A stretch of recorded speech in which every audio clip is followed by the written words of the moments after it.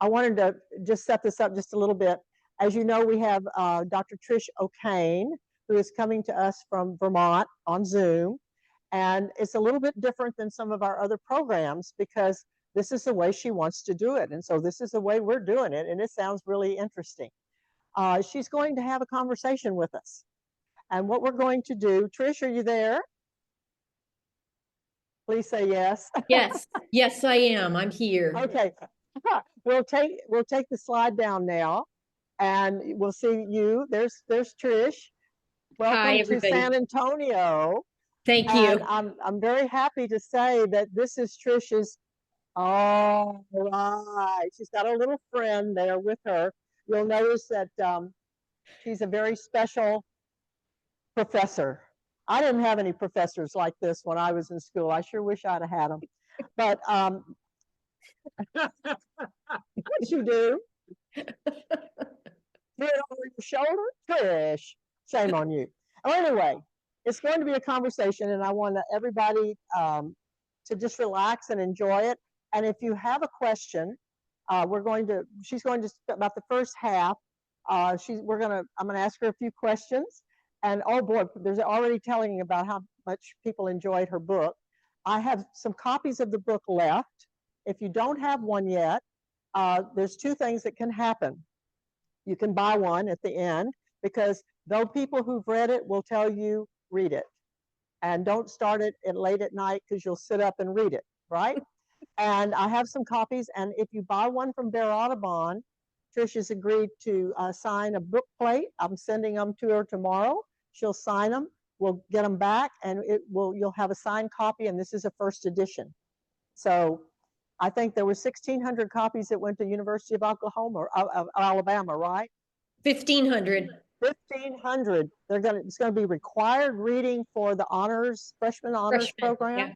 That's pretty cool, you guys.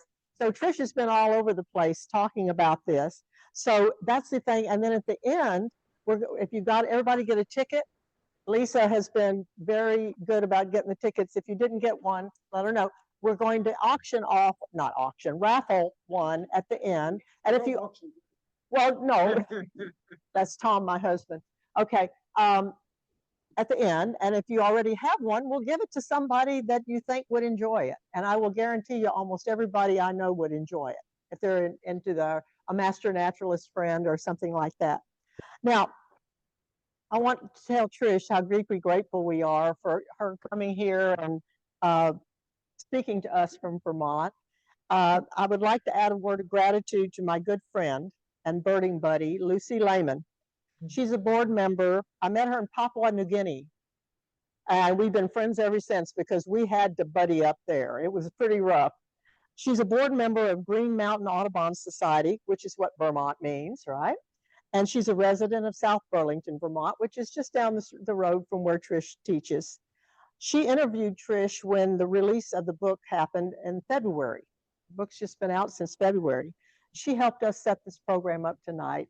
And I'm so fortunate to have her as my friend. And she has the honor of going birding with Trish, and they're kind of birding buddies up there. So I'm looking forward to meeting Trish in person when we go up there this summer into Vermont. Now, what we're going to do, we're going to start the evening with a few questions and to start the conversation. I'm going to let Trish respond as she wish, and then we'll open up the floor for questions and comments. So if you hear something you want to comment on, if you've read the book and you want to ask a question about something you've read or whatever, then we will entertain those. So first of all, I want to introduce Trish. And again, I want to thank my friend Lucy, who is a wonderful writer. So I stole the introduction from Lucy, and I told her last night that I was doing that, and she said, okay. So Trish O'Kane has used her quiet but powerful voice in service of many causes in her distinguished career as a journalist, as an activist. Whether it was documenting human rights abuses in Central America, working to fight racial and economic injustice in the American South, or teaching women prison inmates to read to their children and to write. O'Kane, Miss Dr. Miss O'Kane is now a senior lecturer at the University of Vermont's Rubenstein School of Environmental and Natural Resources. She has been a fearless chronicle of wrongs, big and small. But what she didn't do, she admits, was pay any attention to environmental issues.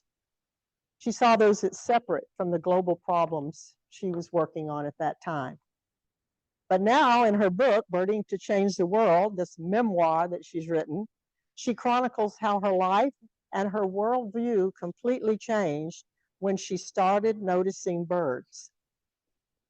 Does anybody identify with that?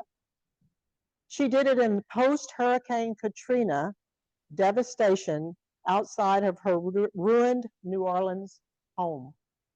Suddenly, the bright red cardinal she began watching became, quote, the most precious being on earth, end quote. It was a symbol of hope. I have a hard time reading this. It's a symbol of hope, a consciousness raiser about environmental destruction, a way out of despair, and the first signpost on her path to a new career. So here's what happened then. That bird led her to notice others, birds. Then to start going into Audubon Park in New Orleans, close to where she was teaching at the time, and eventually to the University of Wisconsin. Boy, that was a change from New Orleans to Wisconsin, where she earned a PhD in environmental studies. It was there that she morphed from being an accidental birder to an environmental educator on a mission to save not just birds and their landscapes, but to connect other humans to birds, to make us understand how linked our fates are, to show us how birds can teach us, quote, not to hurt other species, end quote, so that we can change our destructive behaviors and tackle global challenges like climate change.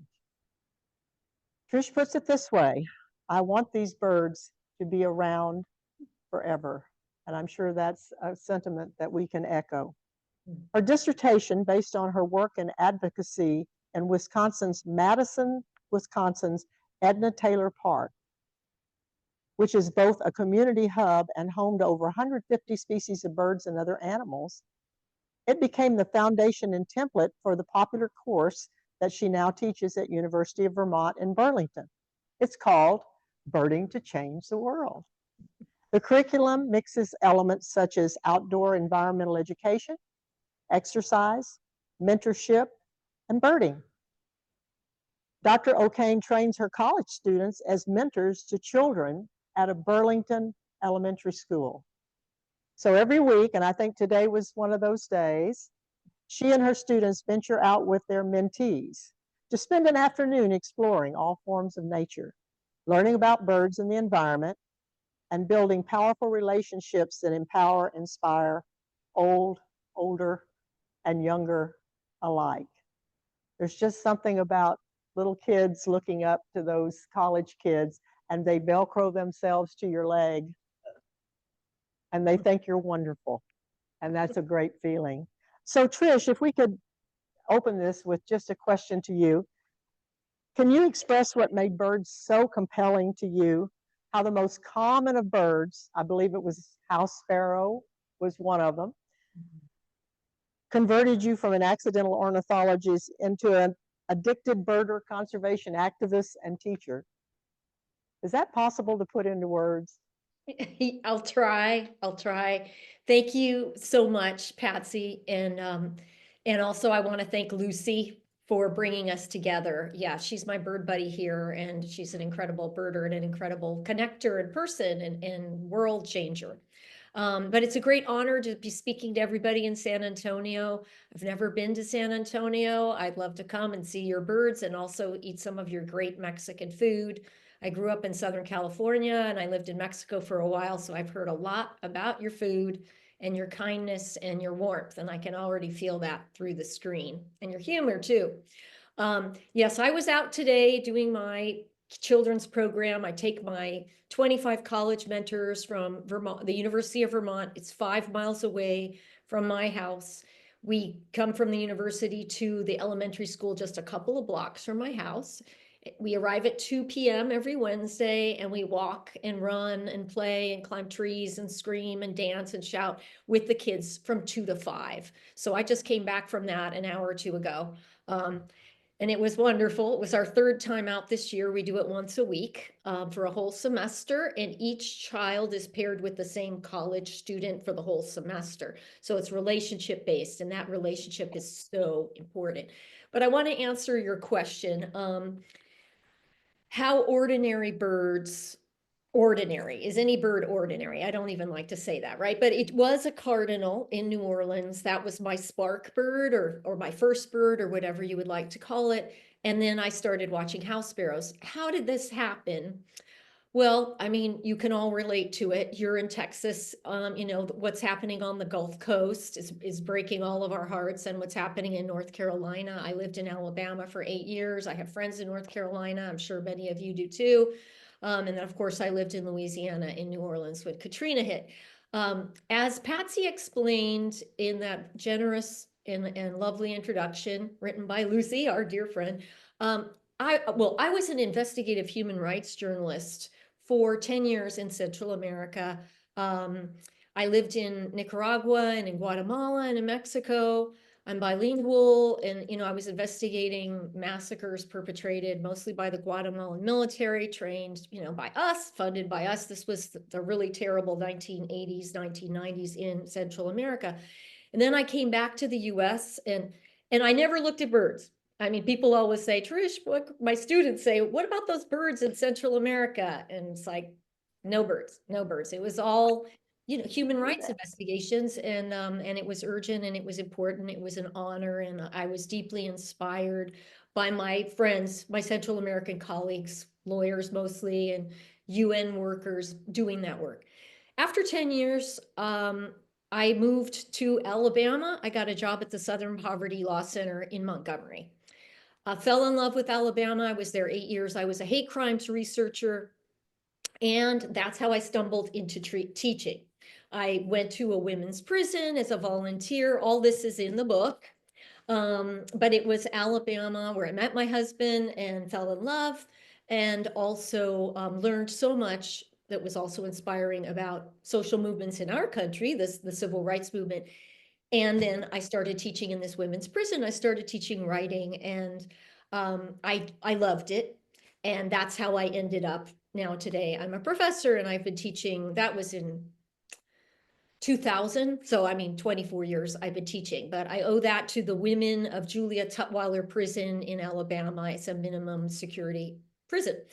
So all this I'm telling you is because there's no birds, right? There was no birds in Central America, no birds in Alabama, although I saw the birds, and there are great birds in Alabama, but I just thought, this birding thing, I really don't get it. These people are weird. They're kind of obsessed. They don't seem to care about anything else. They're sort of selfish. Never going to be one of those people. Then I moved to New Orleans to teach at Loyola University, which I loved. And I was teaching journalism. I was very excited to live there because it seemed like Central America, but in the United States, all the good parts of Central America. And also I worked for Jesuits in Central America, so I to Jesuit University. So I was very excited, and I love the art, and I love the food, and I love the culture. I love everything about New Orleans. So my husband and I moved there. Fortunately, we moved there the summer of 2005. We moved into our new house. Timing is everything, right? Timing and flood insurance.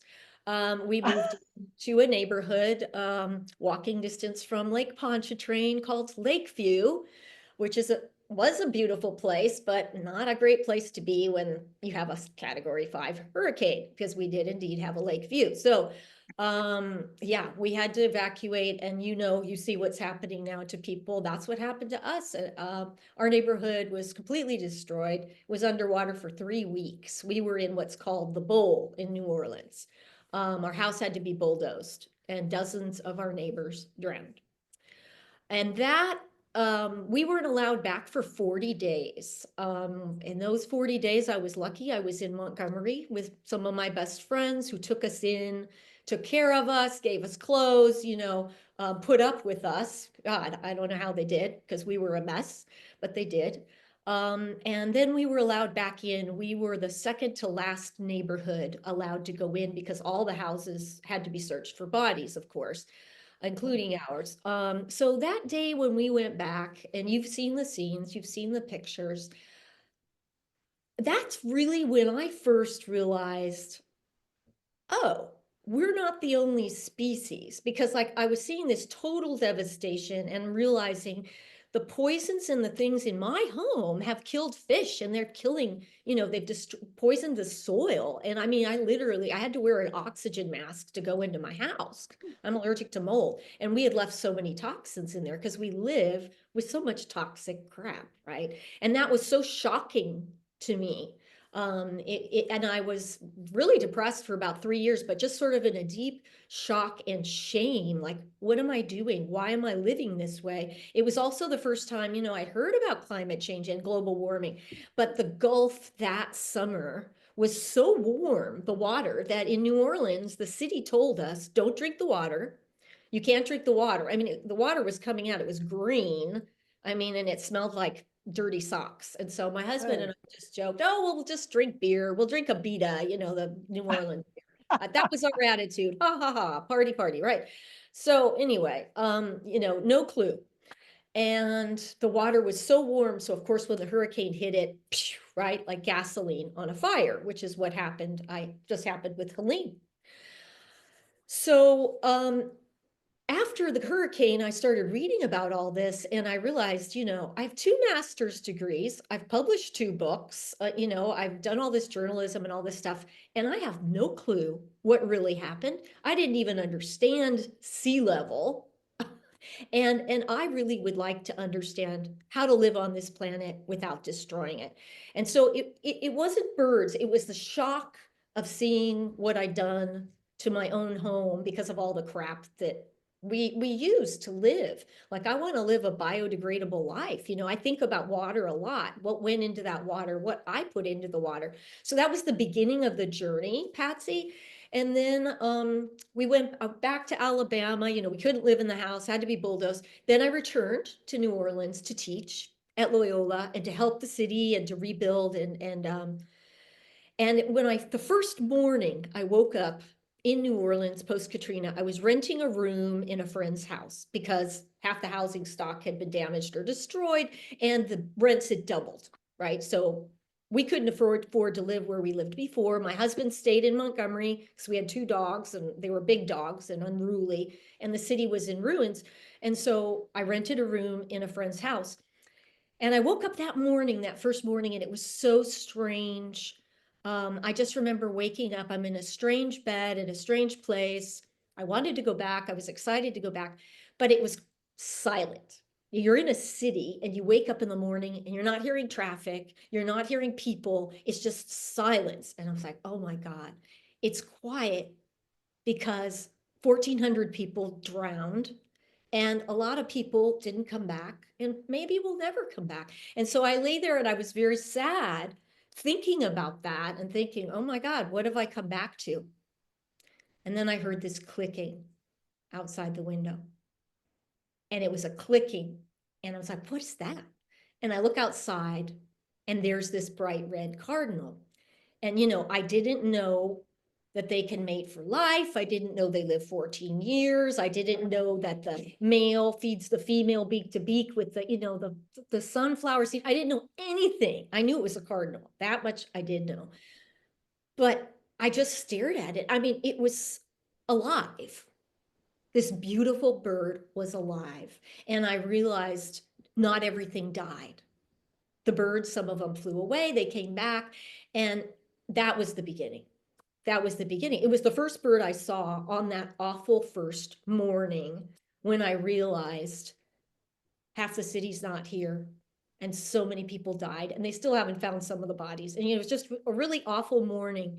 And then after that, but that bird helped me, and that was the beginning. And then I started reading about birds, and then I started teaching at Loyola, and that was hard. It was hard because students were very distressed, but it was wonderful.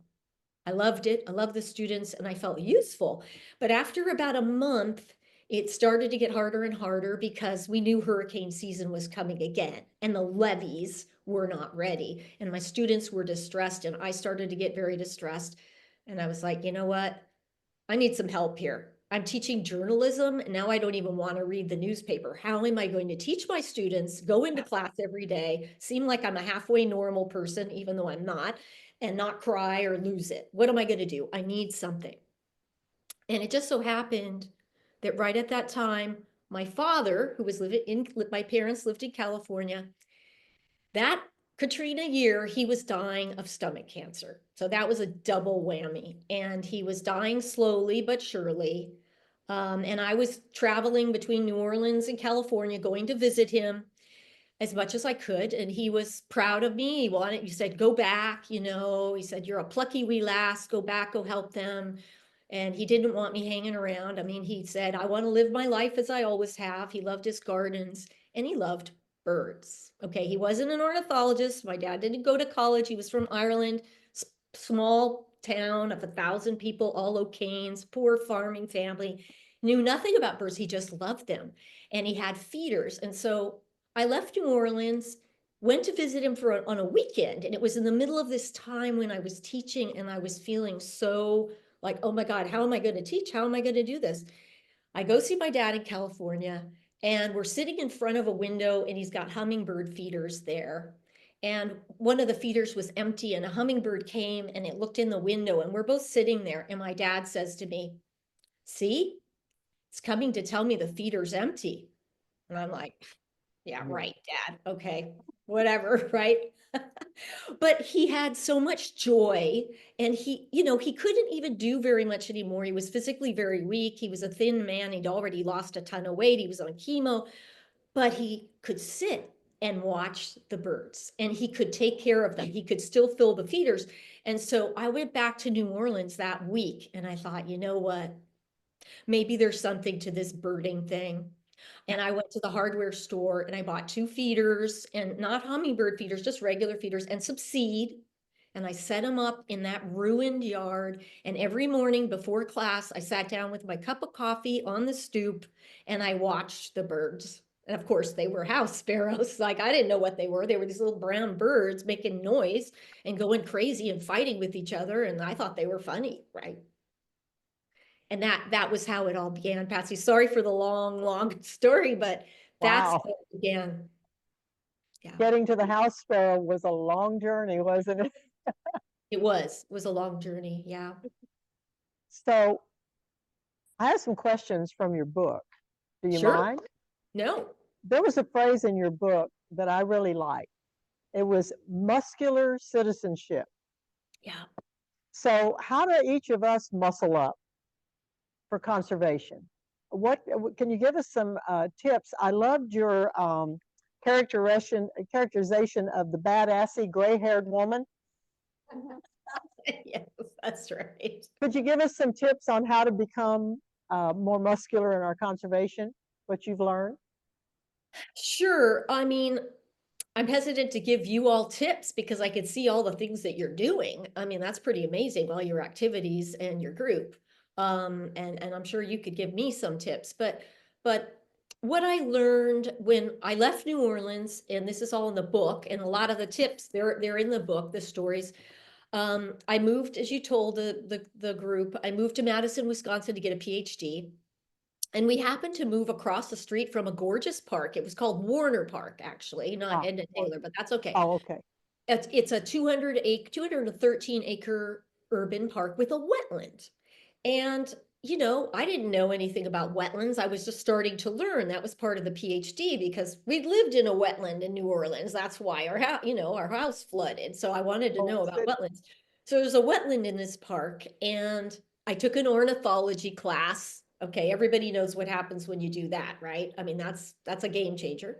I took an ornithology class at UW-Madison, and from then on, it was just ornithology 24/7. And I started birding in that park across the street, and I ended up finding over 140 species, over half of them neotropical migrants. This is in an urban park. A lot of them go to Central America, and the Deep South. So the muscular citizenship came in after 2 years in Madison.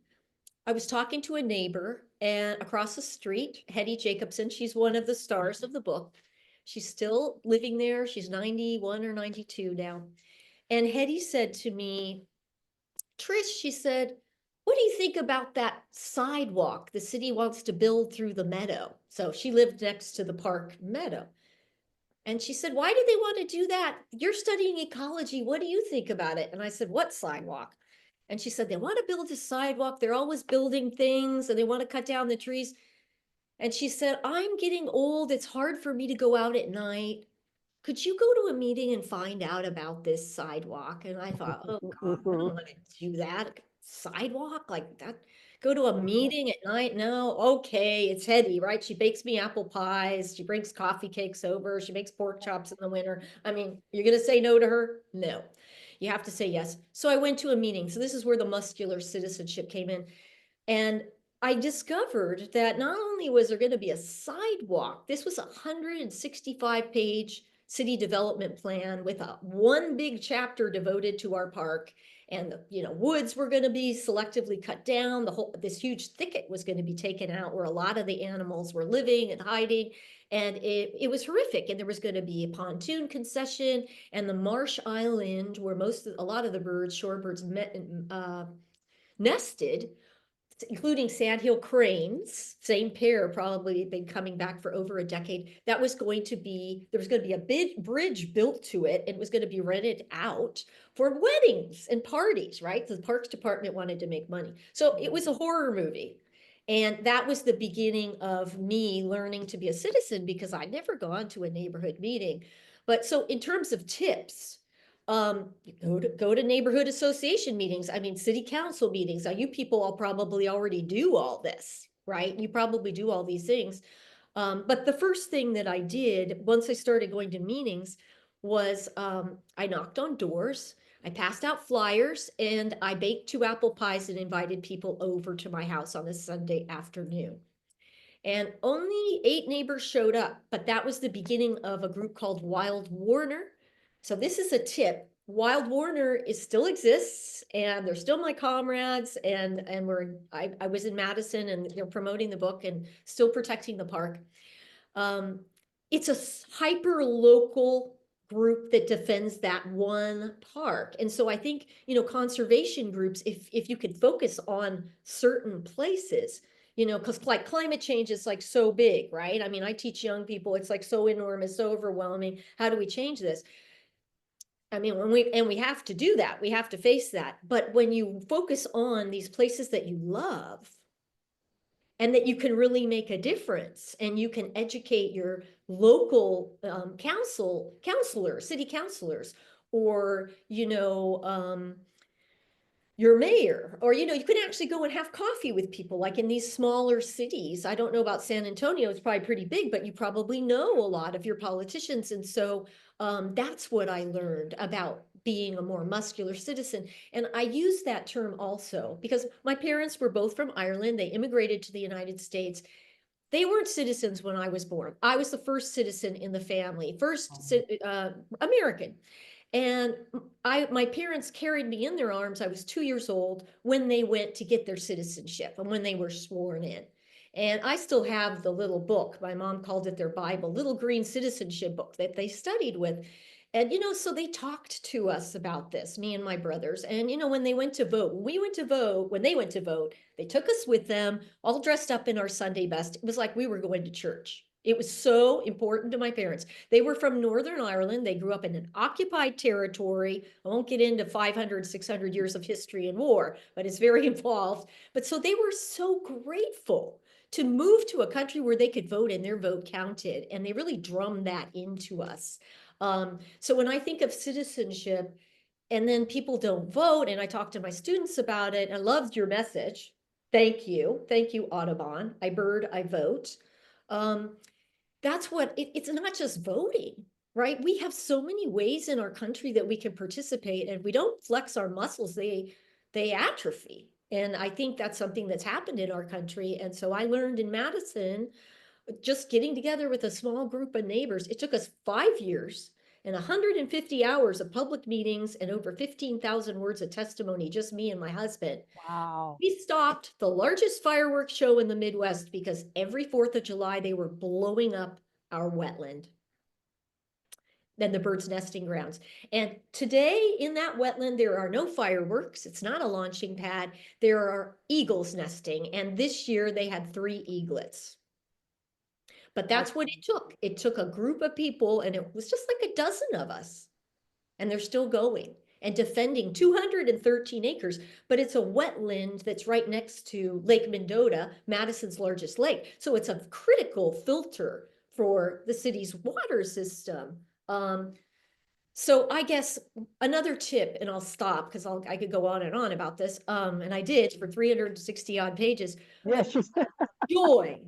Have joy, right? Our group, Wild Warner, we didn't just fight together and go to meetings. After every meeting, we always went out, we had pizza and beer, and we'd laugh and yell about what happened, just at the local place. And then Christmas time, we started going into the park at Christmas Eve or before, and we'd circle around the old bur oak. And you know, this is not Texas, okay? This is snow up to your eyeballs, and you look like a mummy, right? Okay. And this is like 12 of us singing Christmas carols with candles to the bur oak. And I actually have a video of this somewhere. And, you know, singing Christmas carols to the animals and having parties, and we became comrades. And I'm sure you have this in your group. That's what keeps you going. So we had a lot of fun and a lot of joy. We started every meeting of Wild Warner still begins with sharing stories about the birds and the animals, celebrating what's there and celebrating our non-human neighbors, not complaining, not talking about the fighting and what we got to do next, always starting with stories about the beauty that we still have around us, all the things we still can save, that we must save. And so joy, lots of joy. And if you want, we can have a little joy right now, Patsy, a little joy break. Are you ready? I'm ready. Let's do it. Okay. All right, everybody, I'm going to be very annoying and do what I do the first day of my class at the University of Vermont. My students have to learn bird dances to teach to the children. So we're going to learn the woodcock booty bob, people. If you don't know this dance, super fun. That's got my name on it. So everybody stand up and let's see. Here we go. Okay. Can you hear it? Here you go. Woodcock booty bob. Just rocking back and forth. And there goes Patsy. Look at this. It's just a minute. I wish I had a beak like that. Look at that. Oh, you got it. You got it. Go. Good job, people.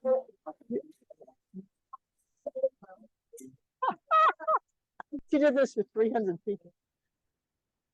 Woo-hoo!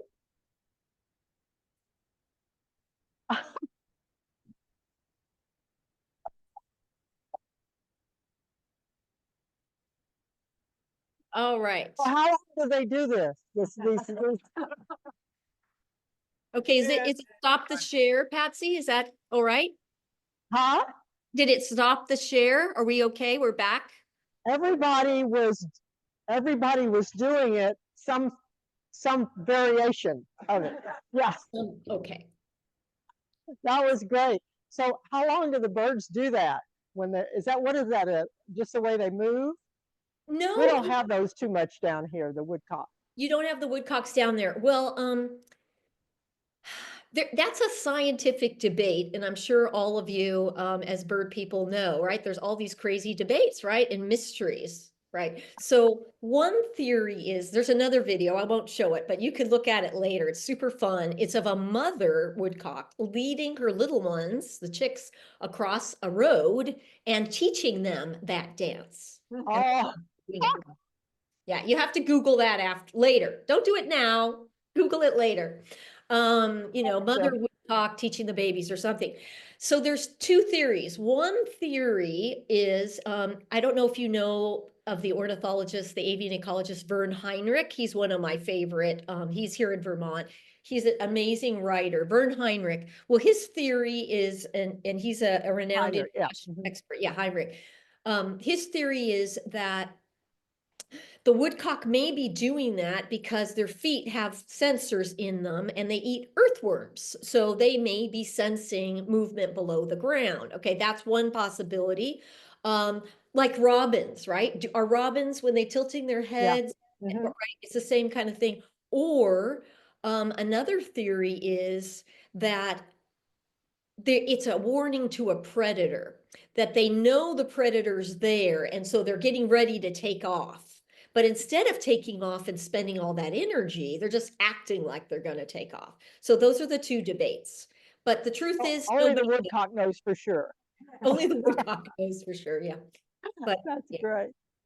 Okay, well, I'm going to switch over now from that. It's hard to follow that, I'll have to say. But there was a story in the book that really, there were several stories in the book. One of the quotes that you start the chapters with, I love every one. I wrote them down in a list.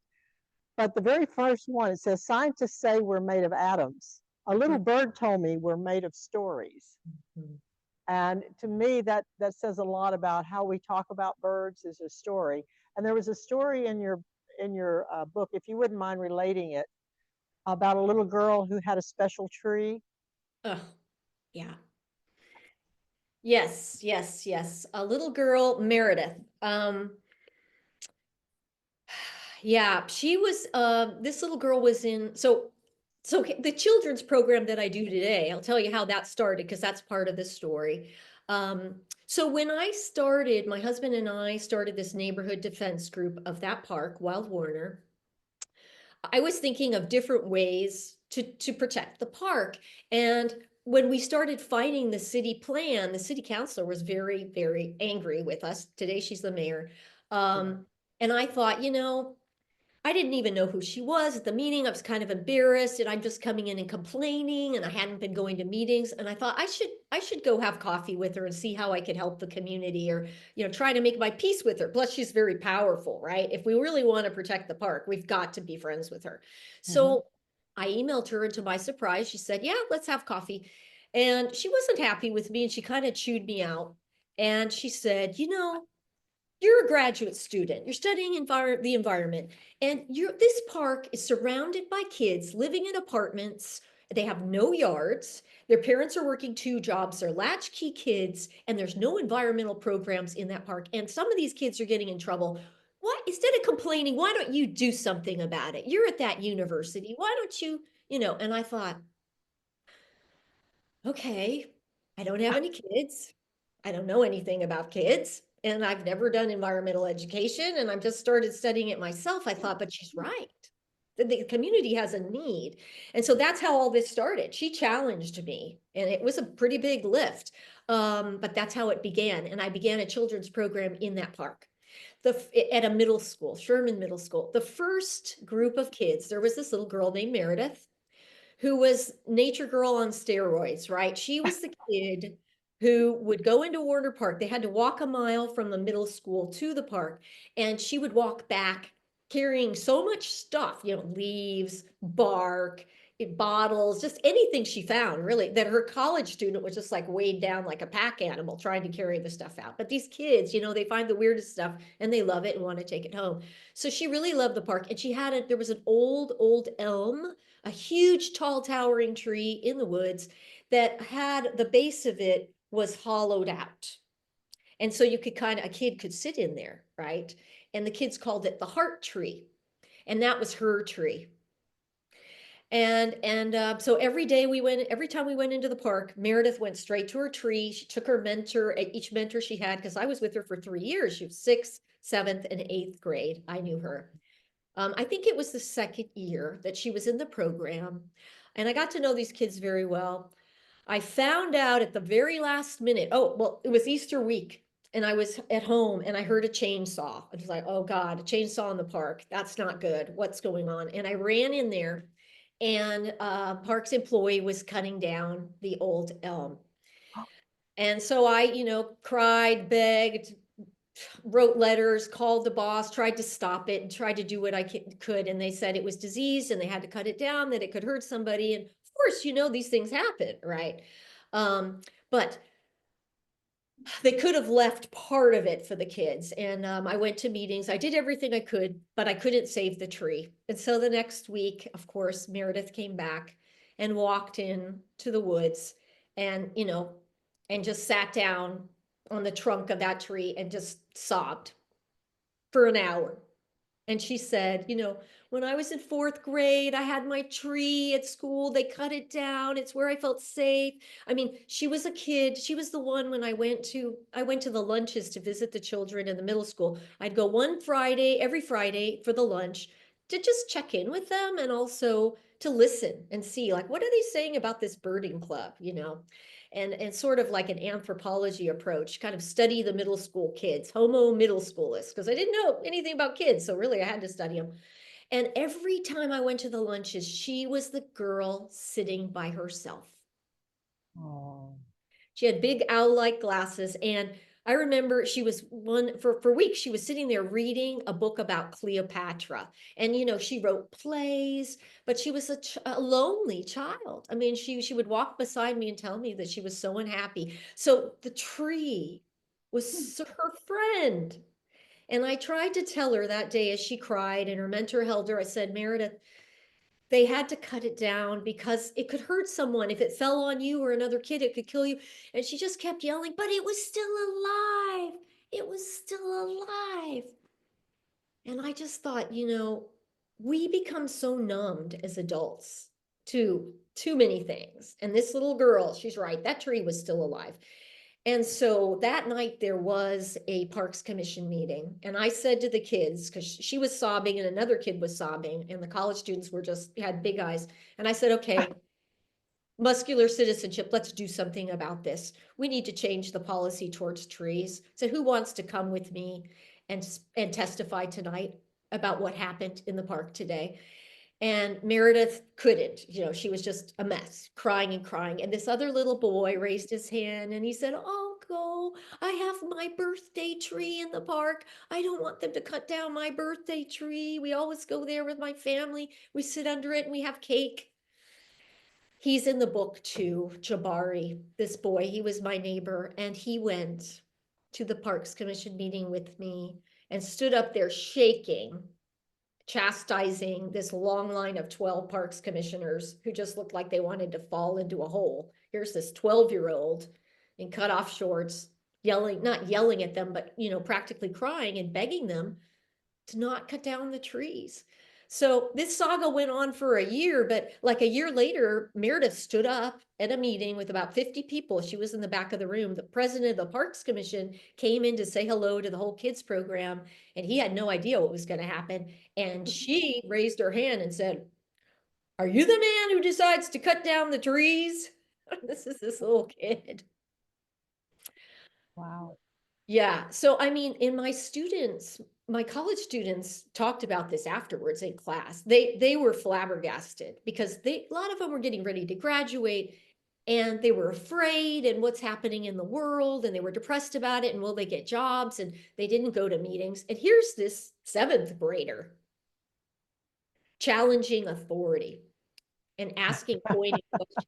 And they talked about that. So the kids really teach the college students how to use your voice, because kids have such a pure and powerful voice. So really, Meredith, what she taught me was not to forget, not to let your heart get hardened over to where you don't feel things anymore. So who do you think learns the most? The college students or the elementary school kids when they go out together? Can you give some examples of Sure. what the college students, that was a great example of other things that they have learned or you've learned from these Yeah. little kids? Well, just this afternoon, I'll give you an example. I mean, every Wednesday's like this. There's something magical every Wednesday that happens. This is only our third time out with the kids today. So they're still getting to know them, but the bond happens very quickly. It's like a big sister, big brother thing. Mhm. There's this little girl, very wiry, very nervous, very high strung, not easy, not an easy child, but very smart and very, I mean, very energetic. I don't want to use her real name. I'll call her Anna. And the first day with Anna was not easy. I paired her with a mentor, and I could see my mentor, my college student, was getting not upset, but just a little freaked out because this little girl is so high energy. And you know, some of the kids, they have all these different syndromes. And so I assigned another college student to her. So there's two college students, two young women working with her. Well, this is the third time we've gone out with this little girl, and she is a birder. This kid today, she brought to school, she's keeping a journal and she's keeping little bird lists, just like seagull or, you know, cardinal or whatever. I mean, you know, it's really good for people with certain kind of compulsive, you know, syndromes. I mean, I'm one of those people, like kind of a little bit, you know, just obsessive and high strung, and that's Anna. And so something about the program that's really fun that you'll like, I think, is the kids every week have to give homework to the college mentor. Oh, Them two questions to answer. Science, they're supposed to be science based. Most of the time they're not. They're just like weird questions, like, you know, what's the biggest pizza ever baked or something like that. Okay, that's sort of science, right? All right. So the kids, right, today at the end of the day, they give the student, they say, I want you to do this or research this for me, and my students are writing it down. Yeah. And then the next week they have to hand them a page that has the answers, and the kids get to grade it. Very funny, right? Very funny. And my students are talking about, yeah, I got a 90 last week. They gave me 100 this week. And, you know, other kids give them Fs, or they just crumple it up and throw it on the floor. And my students, right? But this little girl today, Anna, my students, the two mentors came up to me after the program. They said, Trish, you've got to see the homework she gave us. And she gave them 3 questions. They're only supposed to give 2. I forget what the first 2 were, but the third one was find 100 birds. And they got a week to do, and my students were freaked out. They're like, 100 birds? We can't do this. I mean, do we have to do this? She said, we have to do this. And so, I mean, this is the kind of thing that happens every week. So what do they learn? I mean, my students, usually the first week or 2, I get complaints, not complaints, but they write in their reports, you know, Bruce just wants to talk about video games, and I forget whatever the most popular one is right now. That's all he wants to talk about. He's not interested in about birds. And I tell him, I say, you know what? You better go back to your dorm room and play that video game, because you need to relate to him, right? And if that's what he's interested in, you better know what it's about. And who cares if he's not interested in birds? We're not bird evangelists. But if you're interested in birds, eventually he may get interested in it. But first, you need to have a relationship with them. So the kids teach the college students really basic skills. And remember, these students spent 2 years learning on screens. So they need these. I mean, we all need those skills. But this generation, with all the screen time and COVID, wow, do they really need to learn how to address an audience who's totally different from them. They need to learn listening skills and empathy, and the kids teach them so fast. I mean, yeah, I see exponential growth every week. It's just beautiful. Beautiful what I see. that is so cool. Well, you talked about people finding their voice. Some of us are a little shy on that. I have never been accused of that, but my mother said I was born talking. But how do we, it's a little bit what we talked about before, but those of us who are not, you know, talkers, how Yeah. can we get involved and do a better job of being conservation oriented? You're a writer. I bet you're going to say writing. Yeah. Well, actually, I'm not going to say writing. I think writing's important, but I learned in Madison that just speaking at Parks Commission meetings and city council meetings and testifying, and I testify, my husband and I do both here in Burlington about policing issues and human rights issues, not just conservation issues. I was so scared, and I tell that story in the book the first time I testified in Madison, because I'd never done anything like that before. And again, I'd been a journalist, so part of the reason I became a journalist, I love to write, but also because I hated public speaking. I didn't want people to see me. So, you're a journalist, you write something and you hurl it out there like a grenade. I mean, like a catbird hiding in the bush, but making a lot of noise and nobody sees it, right? I mean, I love catbirds.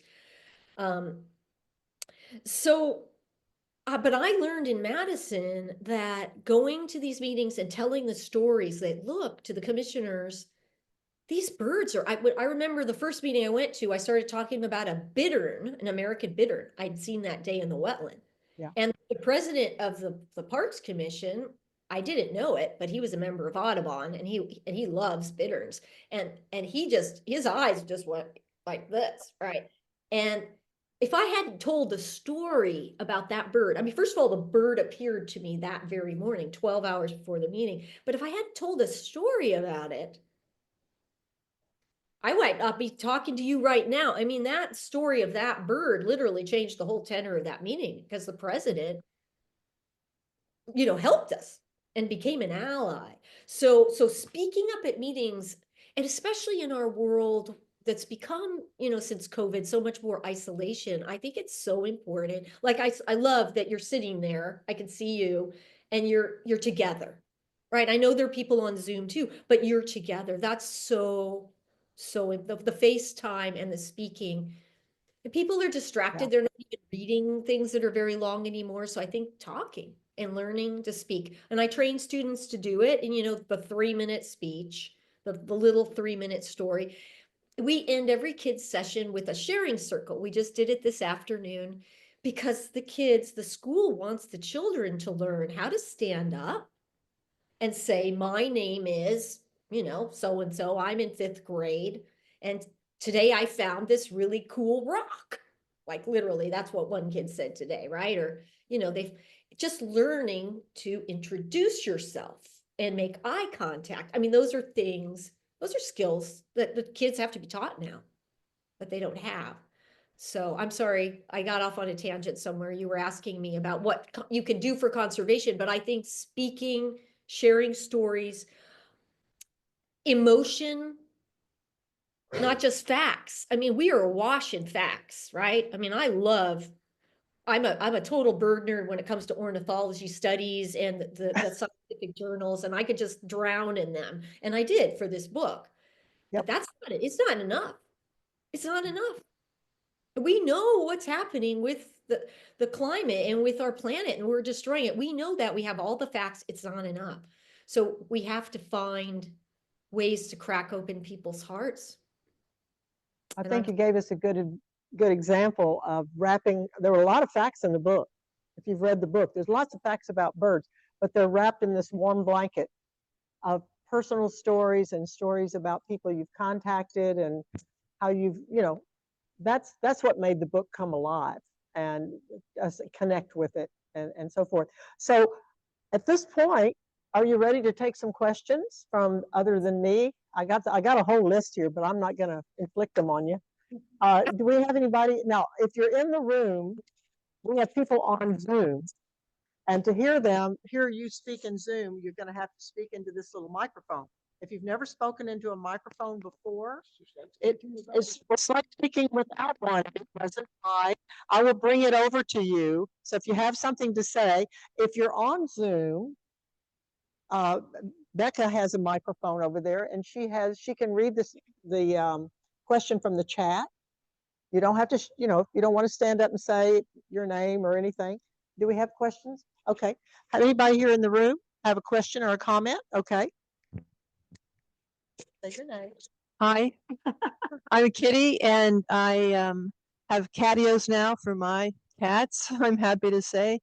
And my question is this: how does one approach people who are negative about this situation and convert them in a nice way without um, alienating them more? Okay, thank you so much. So I didn't get the first part of the question. People who are negative, how does one, About what did, cats, about keeping cats indoors, is that correct? Oh, sorry. I am a cat person, and I am aware of how many animals are killed because they brought them into my home before I created a catio. right. Tails, birds, live, dead, squirrels, snakes. Anyway, so I'm a very big proponent of keeping them indoors now. And I've been a birder, and this is a funny story. I'm from San Antonio. I could count on my hands the several birds that I knew growing up. And I moved to Washington, D.C. and become a birder. And then find out that Texas is the #1 birding spot in the United States. So anyway, so I'm aware of the damage that animals can do to other animals. And also when they started constructing a giant piece of land across from the neighborhood that I'm in, all of a sudden we have foxes in the neighborhood, we have opossums, we've had opossums. And so anyway, educating the people who don't know about the dangers of other animals being detrimental to birds, I guess, is my question. Thanks. right. Well, I mean, I do talk about it in the book because I grew up with 10 kitties in rural Orange County, California. You know, my parents had a job on an orange ranch. They came over from Ireland for that job. And I didn't think about it, right? I grew up, I loved my kitties, and they're certainly wonderful pets. Now I have a dog. I don't have cats anymore. I'm allergic to them, but I appreciate what wonderful pets they are. Um, I tell people the stories of I did volunteer work in a wildlife rehab hospital in Madison, Wisconsin for a year. And of course, that's where I learned really how much damage cats cause because the chipmunks, so many animals brought in and birds, even if the cats didn't kill them because of I don't know, it's a germ of some kind under the cat's fingernails, right? The animal has to get sick or has to get a medicine that's too expensive to give them to cure them. And so a lot of those animals end up euthanized. Most of them end up euthanized. And I didn't know that. And most people don't know that. So if I have friends or people I want to talk to about their cats, I tell them that story. I don't know if it made any difference or not. I posted on my neighborhood front porch forum a very carefully worded and loving message because I had a feral cat in my yard stalking my hens, right? And my hens are big and well fed and kind of fierce. I don't think the cat could get them, but I'm not sure. And one day the hens marched right out of the yard, all three of them. They were headed down the street, and the neighbors stopped them. And I was so angry, this cat's coming in my yard. Now I have a dog, but the dog wasn't in the yard that day, and the dog usually protects the hens. So, I put something on Front Porch Forum in my neighborhood, and I got a couple of nice responses from people who agreed with me, but I have no idea what the people who have kitties that they're letting them run around outside or feeding feral cats. I don't know how they felt about my post. I haven't gotten any threats or anything. I haven't seen the cats, so. So I'm sorry, I don't have a good answer to your question, but I always try to approach speaking to anyone really. I have to work on myself first to come from a position of love and empathy, but it doesn't always work. Usually I'm angry, so I have to wait until I cool off.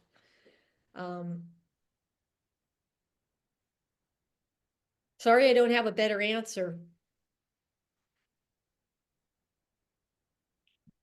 I can't hear you.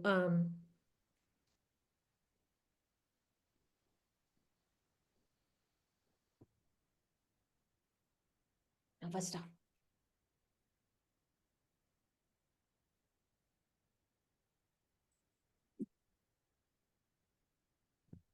Okay. There we go. Can you hear this okay? I can hear you now. Yeah. Thank you. So there's a section in your book that I identified with very closely, and it was about the conflict that you had with the geese, the Canadian Oh, geese. Oh, yeah. And it was a classic urban wildlife conflict story. We have one going on in San Antonio right now that Mayor Audubon's in the middle of. And it's always very, very complex. I haven't gotten to the solution yet in your book. I'm only halfway through your book. But my question is really about two things. One is, did you feel any conflict? Because there's always two sides to a urban conflict story. There's a reason that birds were uh, being discriminated against, to put it politely. But then at the same time, there's a reason to protect those birds. And so I'm wondering how you balanced in your own mind that difference between, a municipal good versus an ecological good. And then secondly is, have you encountered urban wildlife conflict elsewhere, like where you were living now? And do you have a good example of what that might be? Well, that's a really important question, really. How do we share the planet with other species, right? And what's happening right now with climate and people needing places to live. So the geese, wow, I learned so much from the geese of Warner Park, because as you know from reading, I don't want to give away the end of the story. I mean, Spoiler alert. spoiler alert, there's a good ending. I think you're gonna find some interesting answers in there. But the first thing I have to say is I knew nothing about geese. I didn't grow up with geese in Southern California, so I didn't have strong opinions or feelings about them. And that was my first question is, wow, or my first realization, people have really strong feelings. They either really love them or they hate them, right? And why? And so I kind of approached it first from a journalistic perspective, and then just doing a lot of research and a lot of reading. And what you're saying about the complexity, of course. It ended up being a deep dive. And again, I don't want to give away too much, but I really wanted to know, how long have the geese been there? And I ended up discovering the archaeological history of Madison through the geese, because there were literally geese mounds all around Lake Mendota. And I didn't know, mounds built by indigenous peoples. I didn't know I was living in a place built on mounds. I didn't know my university was built on mounds, but because of the geese and starting to read the history, the geese had been there for thousands of years. And so people were saying, these geese, where did they come from? And we don't want them. And they're pooping on the grass. All true, right? They were pooping on the grass. And then I discover that, well, the geese are there because they've always been there, right? And so that added a whole nother layer of complexity to it. And how do we, as humans, when in our experience, even in my lifetime, have we seen lakes covered with ducks, or like the prairies covered with geese and ducks? They used to be covered with, we're not used to sharing. We don't have a memory of sharing. We don't have a memory of the passenger pigeons covering the skies and flocks taking hours to pass over. We do not have a memory of that. So I started thinking back more historically, but I think you're going to enjoy the ending to it, and you're going to find some ideas in it. In terms of balancing a municipal need versus ecology, it was even more complex than that, because what happened, as you know, right? Geese love to eat grass. That was the first thing I learned, right? Warner Park had too much grass. The city was mowing the whole place to death, and that wasn't helping anybody except for the geese. So, in terms of restoring the wetland, that was helping the ecology, and the geese weren't as happy about the tall grasses on the shoreline versus the mowed grass. And the geese aren't happy about the eagles being there. So there's a little spoiler alert, top predators. So it ended up being a solution. It didn't please a lot of people for a long time, but it's a happier, definitely now. I mean, we spent years oiling the eggs, and then now it doesn't even have to be done because the eagles, if the geese, you know, they're so smart, right? If a place is dangerous for them, they're not going to build their nests there. The question is, how do you make it dangerous? Is it going to be a solution that's obnoxious or offend people, or can the solution actually help the ecology of the whole place? Right. But it's hard to talk about it without telling you everything that happened. But I mean, working with the city biologist, fighting and working with them. So it was like two years of fighting and learning together. Sounds like they suck. Sick people. I think we have I think we have a question from the chat. It sounds like they got eagles. Well, I mean, we got eagles to come to the park to nest because we stopped a fireworks show. And the eagles helped bring the geese population down to a level that didn't bother people as much anymore. But so everything was interconnected. It wasn't, I realized pretty quickly, when we started working on the geese issue, Wild Warner, we didn't agree in the group, first of all, right? And I think you know that if you started reading that chapter. We had hunters in our group, as well as animal rights vegans. Now that was interesting. That almost split up the group, right? Because the hunter, Jack Hurst, was sharing recipes for geese in a crock pot. And our vegan buddies didn't appreciate that. So for our group to stay together through that was not easy. But actually, we started learning that, okay, all of us learning together. The geese love to eat grass. The parks departments, the city's mowing this park to death. So the city's feeding the geese, right? And there are some people who don't want so many geese because of the poop and the fields. And we actually would like to see the wetland restored. So how can we make all these things happen? And then we discovered, why are they mowing the grass all the time? We discovered it was because of the fireworks show, because they were afraid of fire danger in July. We discovered the fireworks show, and this is going to meetings every month, not just city council meetings, Parks Commission.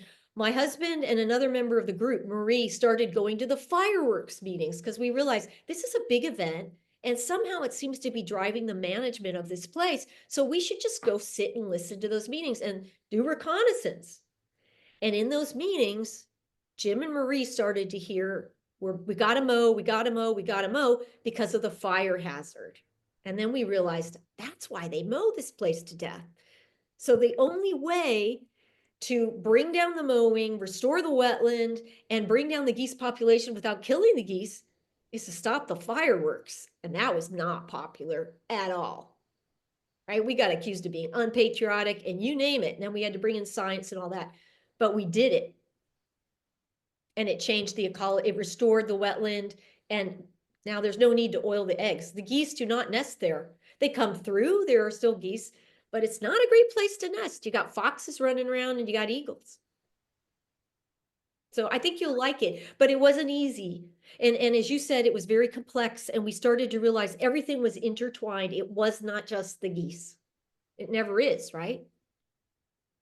And we always look for the simple answer, but a lot of times it's just not there.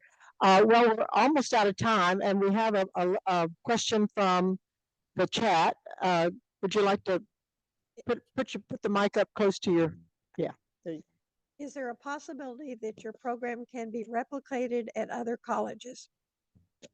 I love that question.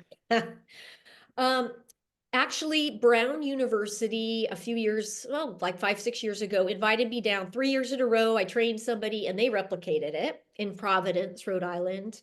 I was just invited to the Iowa Annual Ornithology Conference in August. And someone who teaches there at a university wants to replicate it. He hasn't done it yet, but a young man named Tyler Harms, he wants to do it. He's a lecturer there.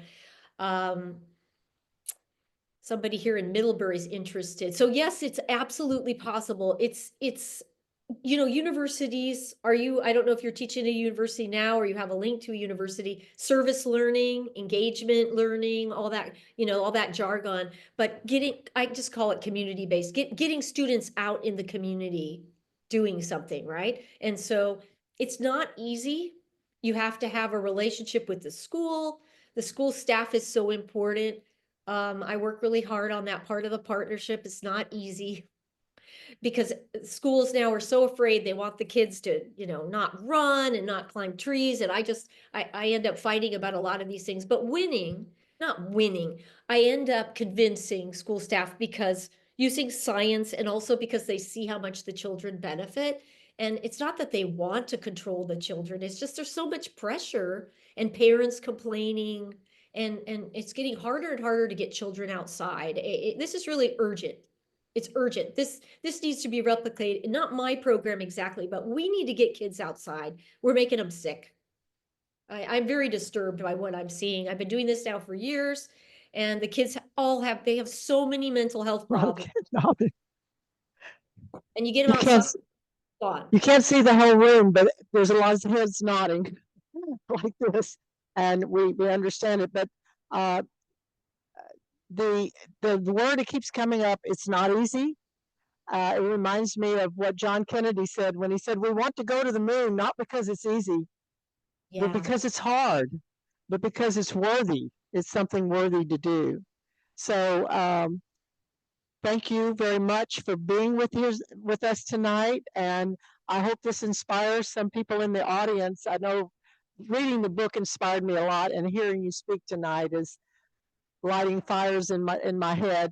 So I want to thank you again for being with us, and I look forward to meeting you in person this summer when we come up to Vermont. If you're not out gallivanting somewhere else to No, do something else, something wonderful.